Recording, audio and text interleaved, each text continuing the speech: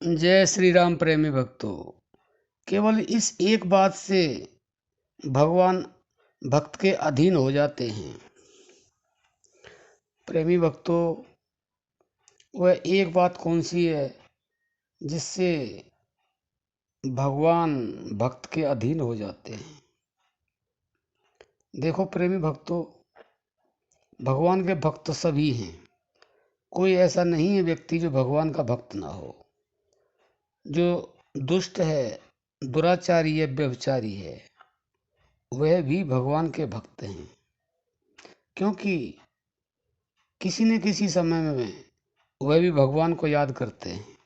जब ज़्यादा कोई विपत्ति आती है तो दुष्ट आदमी भगवान को याद करता है। चोर चोरी करने के लिए जाता है, वह भी भगवान को याद करके जाता है कि मैं चोरी करने जा रहा हूँ, भगवान पकड़ा ना जाऊँ। कोई भी आदमी कितना ही बुरे स्वभाव का है, लेकिन वह भी भगवान का भक्त है, लेकिन अनजाने में है।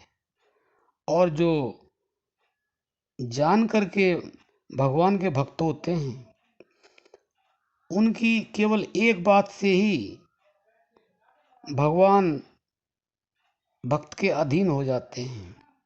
वह क्या है भक्तों? बड़े ध्यान से सुनना। हमारे संतों ने कहा है, संतों ने क्या कहा है, भगवान स्वयं कह रहे हैं, भाव का भूखा हूँ, भाव ही एक सार है, और भाव से मुझे भजे तो भव से बेड़ा पार है। भाव एक ऐसी चीज है जो एक दुराचारी को भी भक्त बनाने के लिए मजबूर कर देता है। भाव, और भाव कहीं बिकता नहीं है। भाव को खरीदा नहीं जा सकता, भाव को बेचा नहीं जा सकता। वह अंदर की प्रक्रिया है, और वह अंदर की प्रक्रिया कैसे पैदा होगी, प्रश्न यह उठता है। वह भाव की जो प्रक्रिया है हमारे अंदर, वह केवल और केवल नाम जप से, चिंतन से। हमारी सबसे बड़ी कमजोरी क्या है? हमारी सबसे बड़ी कमजोरी है कि हम इस संसार का चिंतन करते हैं, संसार के विषयों का चिंतन करते हैं, संसार की जो वस्तुएं उनका चिंतन करते हैं, और चिंतन करते करते हम चिंतन में फंस जाते हैं, और माया हमें दबोच लेती है, और इस जन्म मरण के चक्कर में हम घूमते रहते हैं। अगर हम संसार का चिंतन न करें और हम अपने आप का चिंतन करें, परमात्मा का चिंतन करें, तो माया हमारे को छू तक नहीं सकती है। और जो चिंतन केवल परमात्मा का, भगवान का करते हैं, उसके तो भगवान अधीन हो जाते हैं, भगवान उसके गुलाम हो जाते हैं।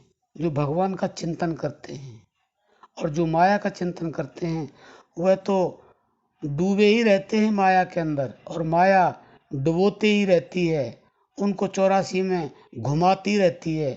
थोड़ा सा सुख देती है, लालच दे देती है, और फिर भयंकर दुख देती है। इसलिए भक्तों, इस एक बात को समझ लो, इसको गांठ बांध लो।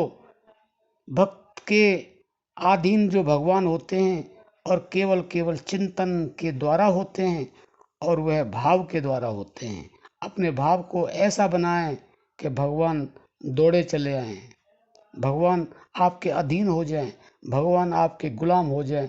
ऐसे बहुत सारे उदाहरण हैं, हमारे धर्म ग्रंथों में भी हैं, और हमारे वैसे भक्तों के भी हैं, संतों के भी हैं, महापुरुषों के भी हैं, जिनके भगवान गुलाम हुए। जैसे मीराबाई, तुकाराम, द्रौपदी, नरसिंह भगत। जो उन्होंने चाहा वह भगवान को करना पड़ा।